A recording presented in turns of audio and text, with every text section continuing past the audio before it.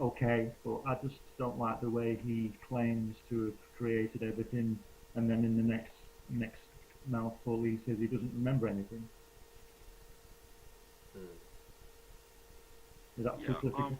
th- you have a point there because he says he co-created all this stuff with Kirby, and yet when Kirby left afterwards and he went to DC and he created Commandy and the New Gods and so Yeah. on and so forth, the Demon. I don't know anybody that Stan Lee created during that time period. All you've got to do is look at Stanley's timeline from 1940 to 1959. He didn't do anything. Then Jack Kirby walks through the door. They do the FF store and all that stuff. And then in 1970, Kirby leaves and Lee doesn't do anything again. I mean, and you know, on either side of that, Marvel stuff in the 60s, Kirby created Captain America, and on the other side of it, he created the New Gods and Commanding Eternals and all those things. So something's going on. It's pretty obvious to me, but you know, Now, it's a sore point. Kirby and Simon, when did they split? It was just before Kirby went to Marvel, right? No, it was about 1956, I think. He Around went to Jack went to 1956. DC. Okay. Yeah, Jack went to And DC. Simon went to He went to advertising. DC. Yes, Okay. yes. So in 56 Jack to did the 59, he was with DC. Then in 59, he goes back to Marvel. 61, he creates the I think he Fantastic went to Marvel. Four, Yeah. and so on and so forth. And So then in no, 70 I'm he only bring that up because I think that's going to be the problem with the Kirby case. Was in '66, Simon sued Marvel for Captain America's copyright. yeah. Do you know about this?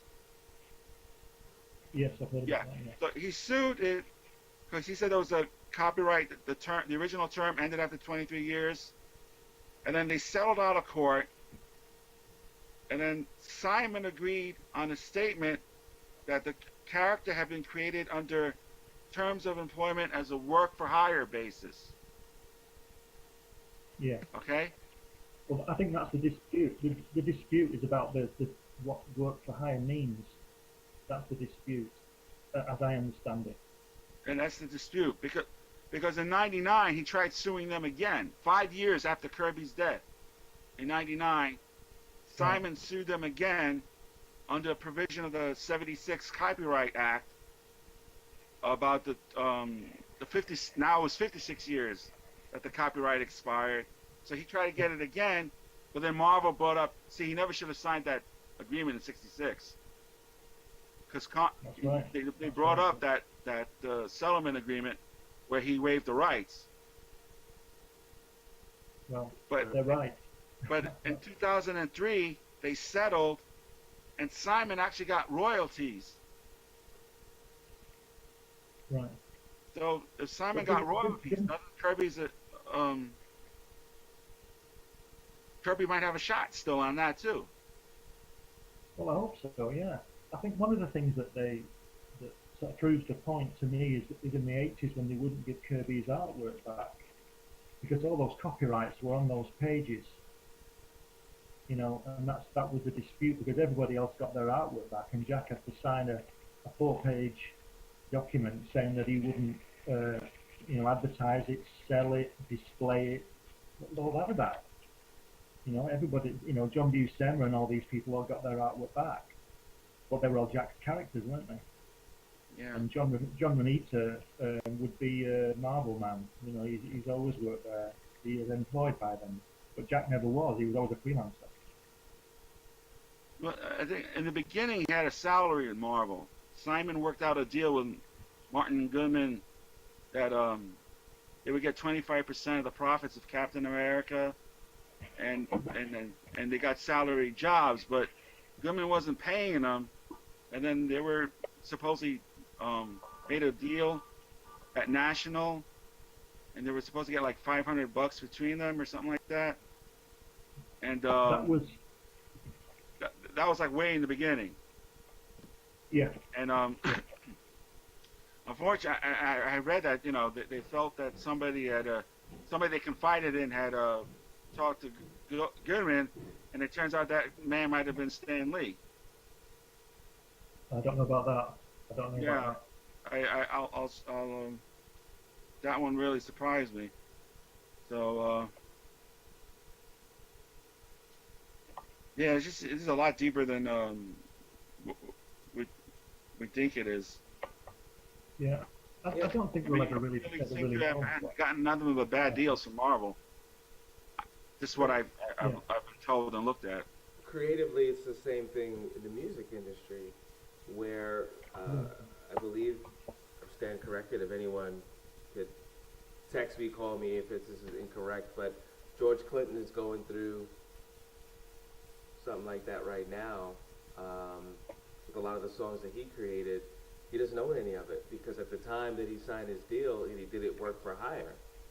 So at the end of the day, he doesn't own any of those masters, any of that material.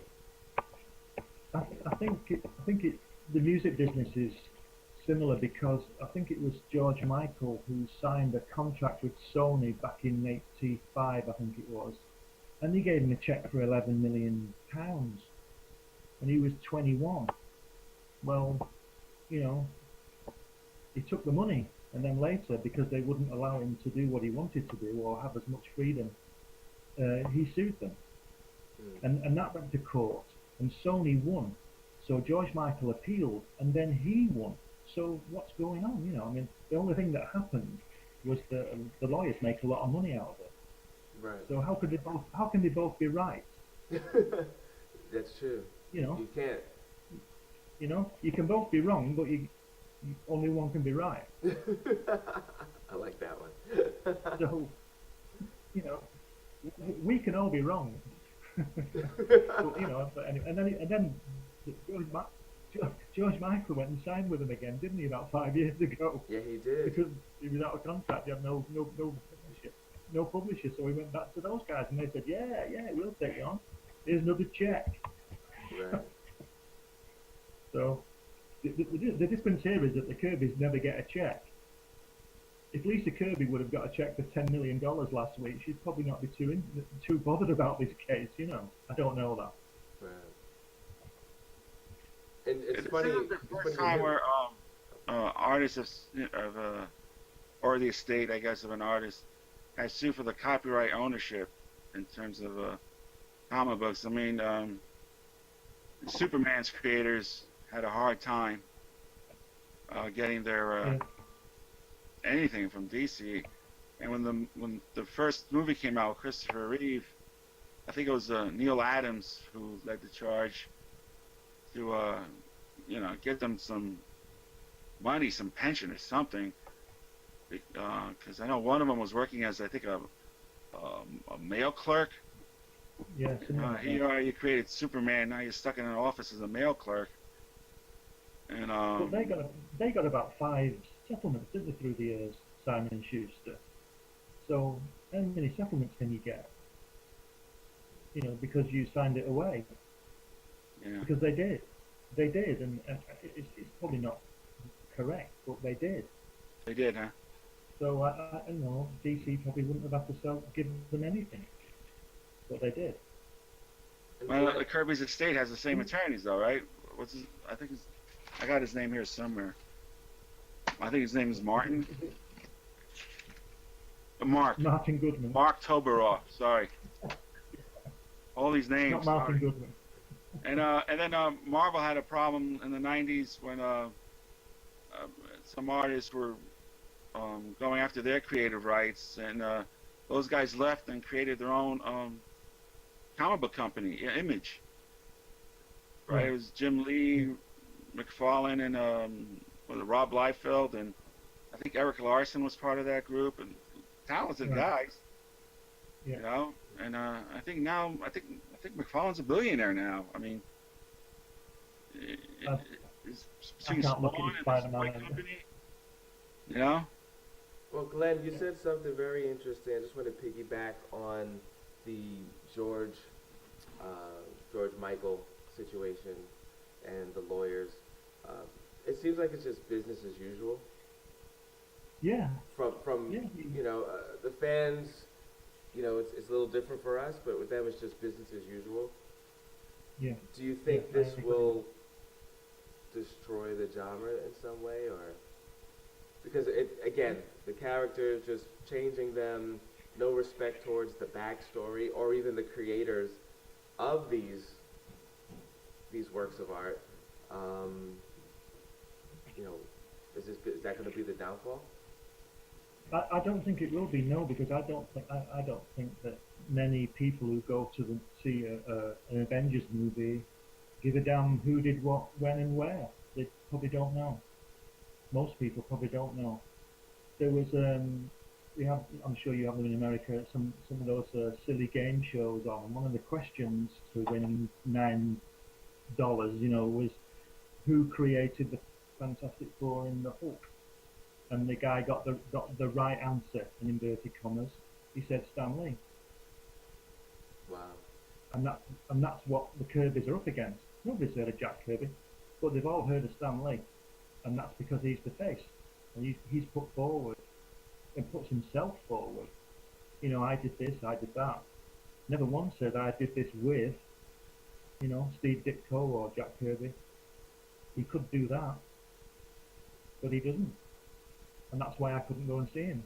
I couldn't look him in the face and think, you owe Jack Kirby a lot of money, or at least a lot of credit. But didn't he get his wife a pension or something like that at the end? Yes, I think that was DC, wasn't it? Gave Ross a pension. I'm not sure. Oh, it was I don't know. DC? I thought I Stanley think went to Marvel to get her a pension. I don't know that. I don't know about that.